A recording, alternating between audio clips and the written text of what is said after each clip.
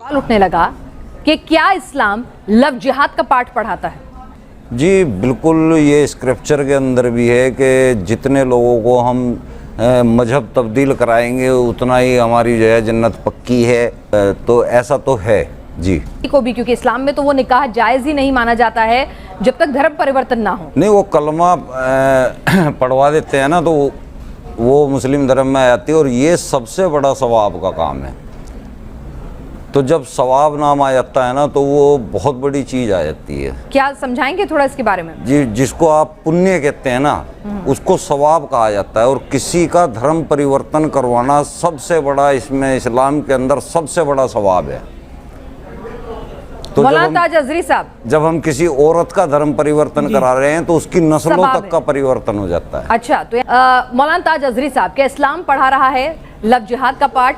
हो सकता ये कुरान कह रहा है कि अगर किसी को आप अगर अपने दीन, अपने मजहब की तरफ बुला रहे हैं तो उसको प्यार से, प्रेम से, मोहब्बत के साथ बुलाओ। वही तो हो रहा है, वही तो हो रहा है अजहरी साहब। प्रेम से, मोहब्बत से, प्यार से आप लड़कियों को बुलाते हैं, उसके बाद आप अपनी पहचान छुपाते हैं में लड़कियों के बारे में नहीं कहा गया है। और फिर जब शादी हो जाती है तो उसके बाद जब बच्चा हो जाता है, जब लड़की के पास वापस लौटने का कोई विकल्प नहीं बचता है, तो आप बताते हैं कि आप मुसलमान हैं। और एक दो नहीं, ऐसे कई मामले। दरअसल इस्लाम का इससे कोई लेना देना नहीं। ये इंडिविजुअल कह सकते हैं आप कि किसी की नीयत खराब हो या कोई करता हो, लेकिन इसका इस्लाम से कोई लेना देना नहीं है। वास्तविक साहब ये तो कह रहे हैं कि आप गलत बात कह रहे हैं। ऐसा कहीं नहीं है इस्लाम में धर्म परिवर्तन सबाब हो, ऐसा कहीं नहीं है।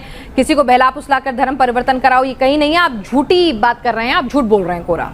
देखिए, एक चीज़ जो सामने लोगों के आ जाती है ना उसको नज़रअंदाज नहीं किया जा सकता। जो दुनिया में दिख रही होती है उसको आदमी झुठला नहीं सकता। और ये सब कुछ आंखों के सामने हो रहा है, ये चल रहा है सब कुछ आंखों के सामने। तो इसको आप इनकार अगर कर रहे हैं ना तो आपने वो काम कर दिया कि मैं कह रहा हूँ कोई आयत, कोई हदीस आप कोट कर दीजिए ना, कुरान से कोई आयत, कोई हदीस से कोई हदीस जो है ये कुरान में साफ साफ लिखा है कि शराब पीना हराम है। लेकिन बहुत सारे मुसलमान आज पी रहे हैं शराब, तो वो मुसलमानों का अपना जाती पर्सनल मुसलमान काम है ना। माफ कीजिएगा, मुसलमान तो आप भी नहीं है।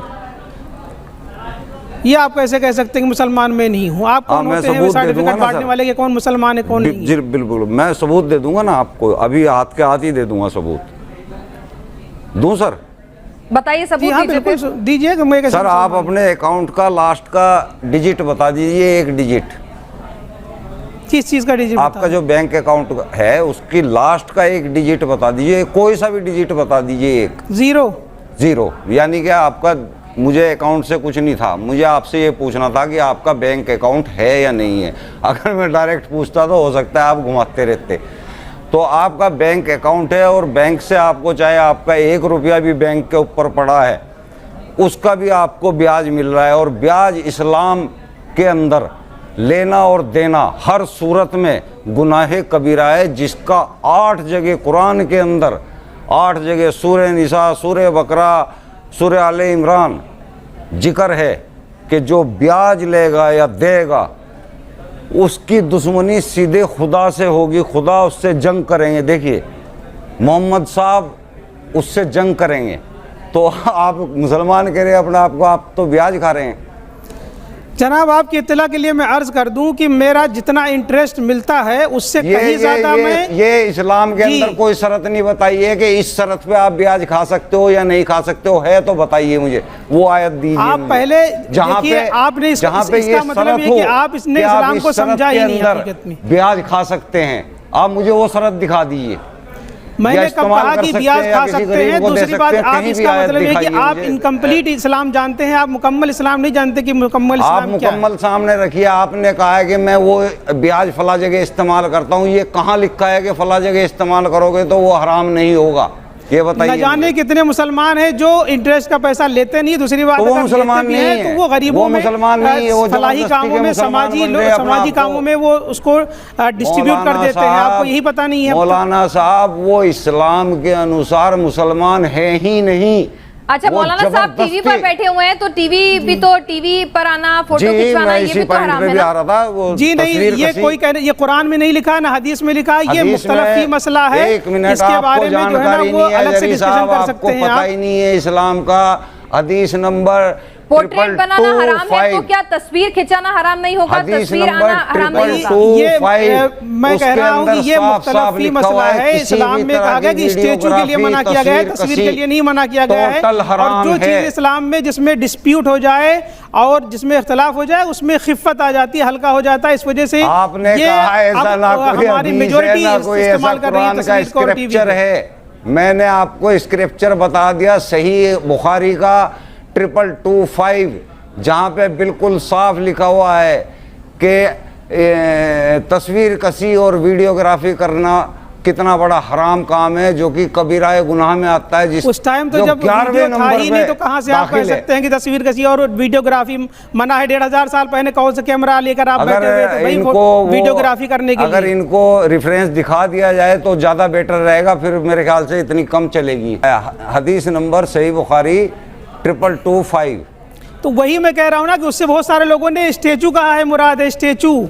आपको यही पता नहीं है भाई साहब? मैं स्टेचू की बात कर ही नहीं रहा हूँ, तस्वीर कसी। हाँ, तो उसी तस्वीर से उलमा ने फरमाया है कि वो स्टेचू से मुराद है। मूर्तियों की बात नहीं कर रहे, जिंदा जो जिंदा चीजें हैं उनकी तस्वीर बनाना। हाँ, तो आज भी जो उस तरह के पाक दामन और बहुत अमल वाले और सूफी संत लोग हैं वो कहाँ फोटो खिंचवाते हो? बचते हैं इन चीजों से। नहीं तो फोटो खिंचवाना क्या हराम है क्या? ऐसा जी हराम। मैं ये कह रहा हूँ कि मैंने हदीस बता दी, वो मैसेंजर्स और प्रॉफिट्स तो है नहीं और ना आएंगे, तो अब जो हमारे उलमा डिसीजन लेंगे वही इस्लाम है दरअसल। तो अभी हमारे जो शरई काउंसिल ने डिसीजन लिया है उलमा ने, वो इस्लाम को तो परफेक्ट रिलीजन माना गया है कि इसमें सुधार की गुंजाइश है ही नहीं। क्यों, किसने कह दिया? फिर क़यामत तक के लिए कोई मजहब नहीं हो सकता? उन चीजों में नहीं हो सकता मैडम, उन चीजों में नहीं हो सकता जिसके बारे में कुरान में लिखा है, जिसके बारे में हदीस में लिखा है।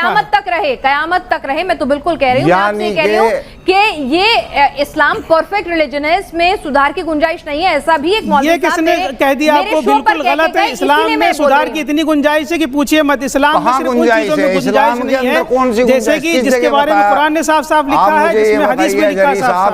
बाकी जिस चीज का सराहतन कुरान में जिक्र है, हदीस में जिक्र है, उसमें बिल्कुल आप मुझे आयत दीजिए, आप मुझे वो हदीस दीजिए जहाँ पे तब्दीली बताइए कि हो सकती है, वो आयत दीजिए। हर जगह बताया है कि इसमें कोई तब्दीली नहीं हो सकती। मैं तो खुद कह रहा हूँ कि जिस चीज के अकॉर्डिंग चलेगा। ये किसने कह दिया कि इस्लाम में कोई सुधार हो ही नहीं सकता? अकॉर्डिंग नहीं चलते हैं मौलाना साहब। आप इस्लाम को अपने हिसाब से चलाते हैं, तोड़ मरोड़ के। तोड़ मरोड़ के नहीं, आपको जरूरत है वहाँ इस्लाम में जब कुरान या हदीस में कहीं लिखा है कि धर्म परिवर्तन कराना है? हाँ, धर्म परिवर्तन का लिखा है और कुरान शरीफ के अंदर भी लिखा है। सूरह तौबा है, सूरह तौबा की आयत 33 है, 9 है, और सूरह 5 के अंदर तो बिल्कुल ही मार काट तक कर दी है। बातचीत करूंगा क्या वाकई में कोई अल्लाह है भी या नहीं है। आप चूंकि मैं तो आपका हाथ चूमने को दिल कर रहा है, आप यहाँ आए हैं, तो मेरी नज़र में तो आप अल्लाह से भी ताकतवर इंसान है, अल्लाह से भी ज़्यादा काबिल इंसान है। वजह मैं बताता हूँ क्यों। वजह क्या है? अल्लाह आज तक अपने आप को साबित नहीं कर सका, लेकिन आप उसको साबित करने के लिए यहाँ आ जाते हैं।